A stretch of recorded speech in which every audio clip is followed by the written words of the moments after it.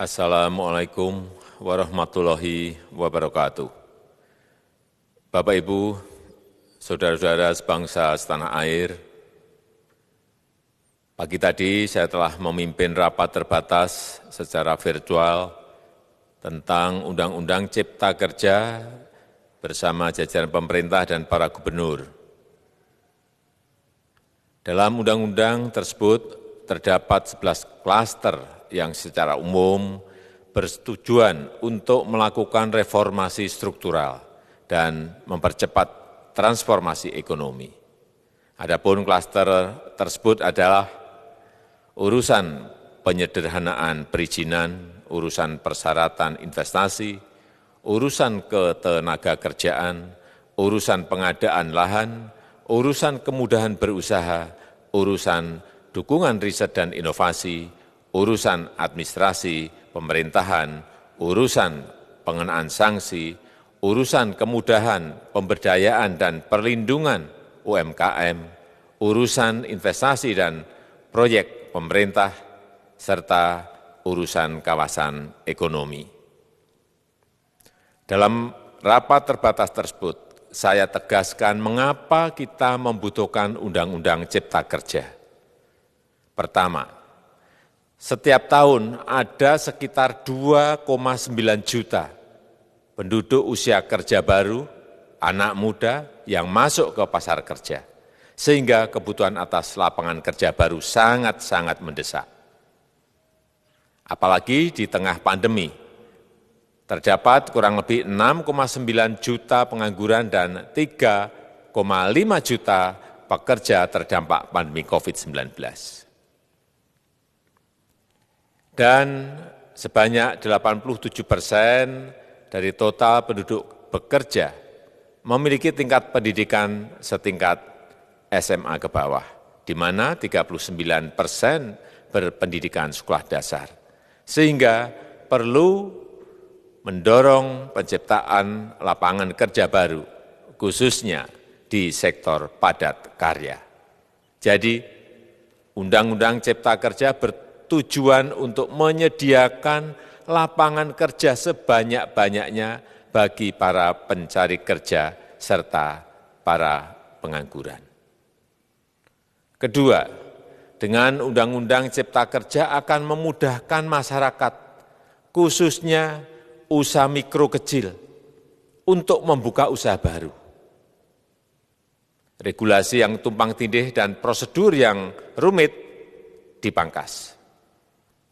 Perizinan usaha untuk usaha mikro kecil UMK tidak diperlukan lagi, hanya pendaftaran saja. Sangat simpel. Pembentukan PT atau perseroan terbatas juga dipermudah. Tidak ada lagi pembatasan modal minimum. Pembentukan koperasi juga dipermudah. Jumlahnya hanya 9 orang saja. Koperasi sudah bisa dibentuk. Kita harapkan akan semakin banyak koperasi-koperasi di tanah air. UMK, usaha mikro kecil yang bergerak di sektor makanan dan minuman. Sertifikasi halalnya dibiayai pemerintah, artinya gratis. Izin kapal nelayan penangkap ikan misalnya, hanya ke unit kerja Kementerian KKP saja. Kalau sebelumnya harus mengajukan ke Kementerian KKP, Kementerian Perhubungan, dan instansi-instansi yang lain. Sekarang ini cukup dari unit di Kementerian KKP saja. Ketiga, Undang-Undang Cipta Kerja ini akan mendukung upaya pencegahan dan pemberantasan korupsi.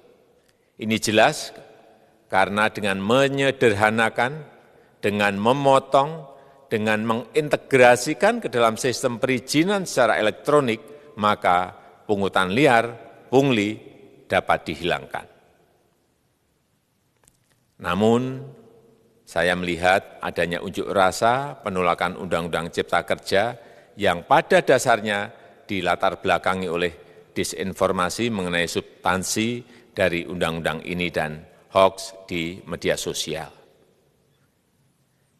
Saya ambil contoh, ada informasi yang menyebut tentang penghapusan UMP, upah minimum provinsi, UMK, upah minimum kota kabupaten, UMSP, upah minimum sektoral provinsi. Hal ini tidak benar, karena faktanya upah minimum regional, UMR, tetap ada. Ada juga yang menyebutkan bahwa upah minimum dihitung per jam. Ini juga tidak benar. Tidak ada perubahan dengan sistem yang sekarang. Upah bisa dihitung berdasarkan waktu dan berdasarkan hasil. Kemudian adanya kabar yang menyebutkan bahwa semua cuti sakit, cuti kawinan, cuti khitanan, cuti baptis, cuti kematian, cuti melahirkan, dihapuskan. Dan tidak ada kompensasinya. Saya tegaskan juga ini tidak benar. Hak cuti tetap ada dan dijamin. Kemudian apakah perusahaan bisa mem-PHK kapanpun secara sepihak? Ini juga tidak benar. Yang benar, perusahaan tidak bisa me-PHK secara sepihak. Kemudian juga pertanyaan mengenai benarkah jaminan sosial dan kesejahteraan lainnya hilang. Yang benar, jaminan sosial tetap ada. Yang juga sering diberitakan tidak benar adalah mengenai dihapusnya AMDAL, analisis mengenai dampak lingkungan. Itu juga tidak benar. AMDAL tetap ada. Bagi industri besar harus studi AMDAL yang ketat. Tetapi bagi UMKM lebih ditekankan pada pendampingan dan pengawasan. Ada juga berita mengenai Undang-Undang Cipta Kerja ini mendorong komersialisasi pendidikan. Ini juga tidak benar. Karena yang diatur hanyalah pendidikan formal di kawasan ekonomi khusus, di KEK. Sedangkan perizinan pendidikan tidak diatur di dalam Undang-Undang Cipta Kerja ini. Apalagi perizinan untuk pendidikan di pondok pesantren. Itu tidak diatur sama sekali dalam Undang-Undang Cipta Kerja ini. Dan aturannya yang selama ini ada tetap berlaku. Kemudian diberitakan bahwa keberadaan bank tanah. Bank tanah ini diperlukan untuk menjamin kepentingan umum, kepentingan sosial, kepentingan pembangunan nasional, pemerataan ekonomi, dan konsolidasi lahan serta reforma agraria. Ini sangat penting untuk menjamin akses masyarakat terhadap kepemilikan tanah, kepemilikan lahan, dan kita selama ini tidak memiliki bank tanah. Saya tegaskan juga bahwa Undang-Undang Cipta Kerja ini tidak melakukan resentralisasi kewenangan dari pemerintah daerah ke pemerintah pusat. Tidak ada.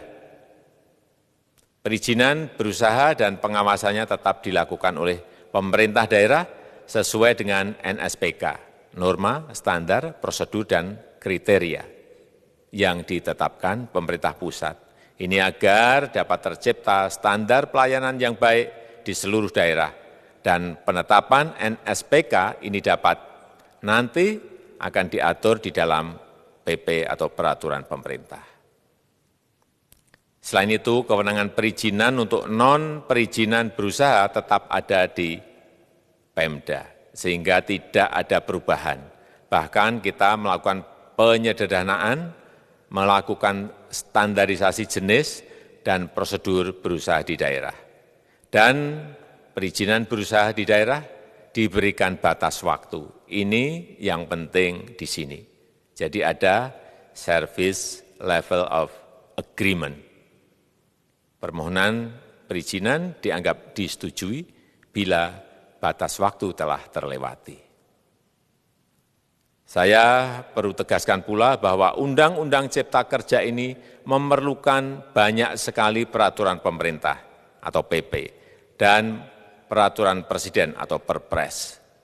Jadi setelah ini akan muncul PP dan Perpres yang akan kita selesaikan paling lambat 3 bulan setelah diundangkan.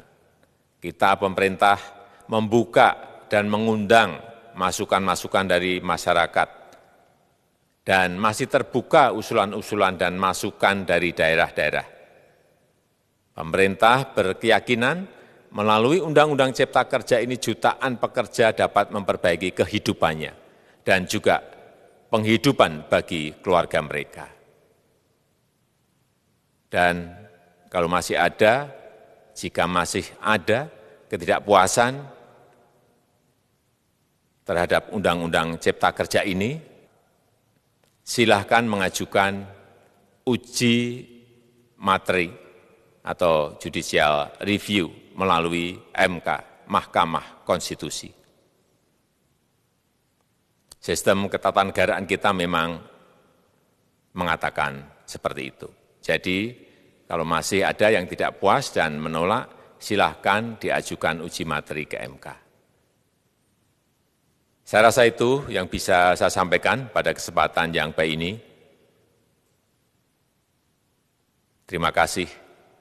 Wassalamualaikum warahmatullahi wabarakatuh.